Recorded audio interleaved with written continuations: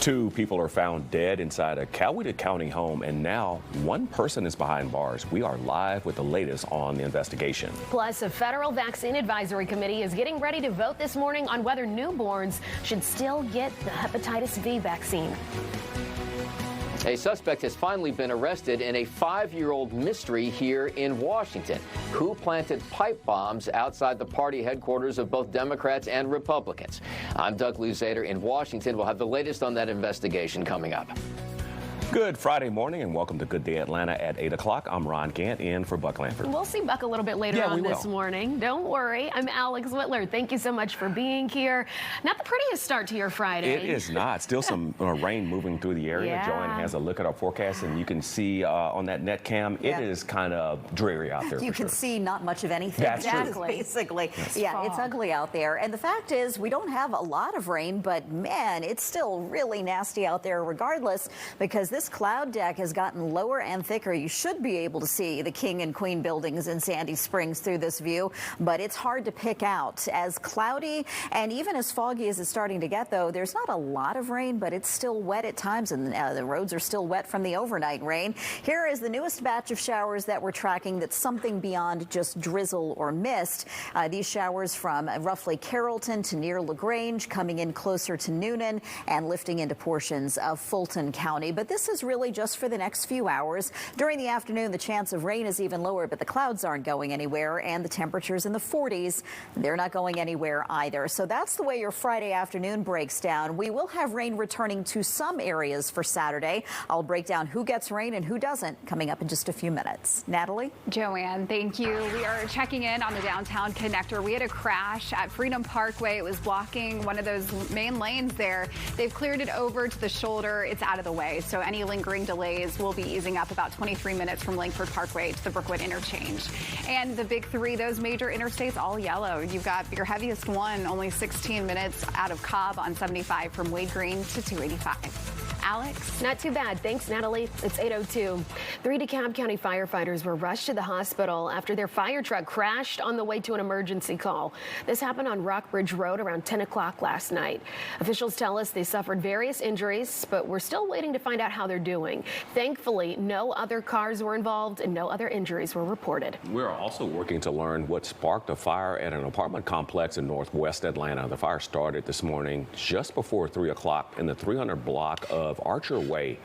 Crews were able to quickly put out the flames and no one was hurt.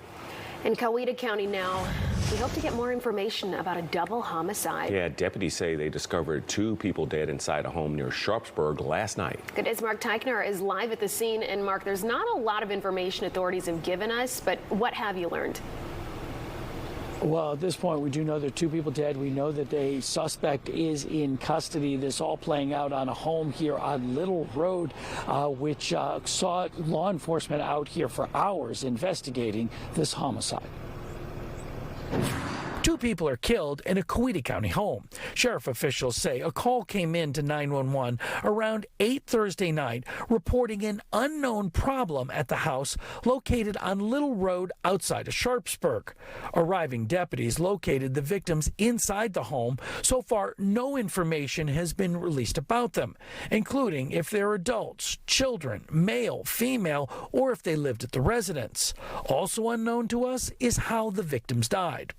Deputies say a suspect remained at the scene and was taken into custody. That person's name hasn't been released, nor do we know if he or she had any relationship with the people who died.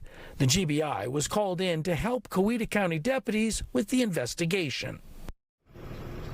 And they wrapped up at about 6:30 or so, a little before that this morning here, without giving us an update, hoping to get new information from either the sheriff officials or maybe the GBI as to what happened. If we do get that, we'll let you know right away.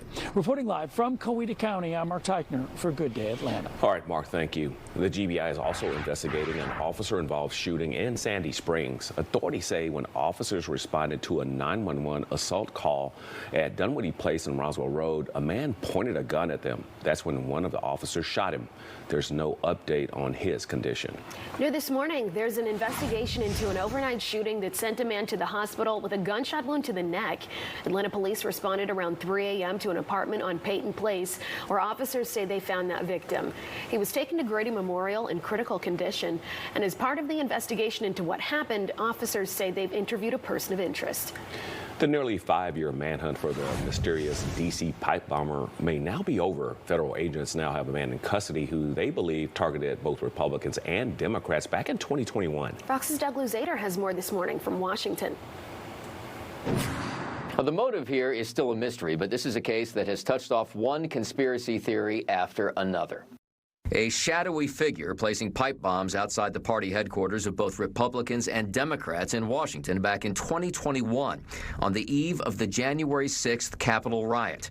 An enduring mystery until yesterday. Let me be clear. There was no new tip.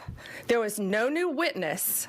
Just good, diligent police work and prosecutorial work. The U.S. Attorney General made the announcement that 30-year-old Brian Cole Jr. of Virginia had been arrested, apparently bringing to an end a search that had frustrated investigators for years.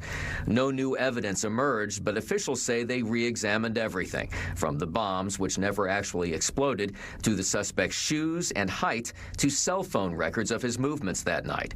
The FBI director said the dots had just never been connected. Now, that is either sheer incompetence or complete intentional negligence, and neither of which is acceptable for this FBI. There had been plenty of theories surrounding the case. Even one lawmaker now isn't so sure that this is the complete story. If it's like a single person acting singly without coordination among other people, I am very suspect. And that does underscore what we don't know, like whether there was any connection to the January 6th riot. I'm not suggesting there is any conspiracy behind here, but there's a lot of questions that people are going to want answered, and they won't be satisfied with just saying, well, we've got the man, it's all over.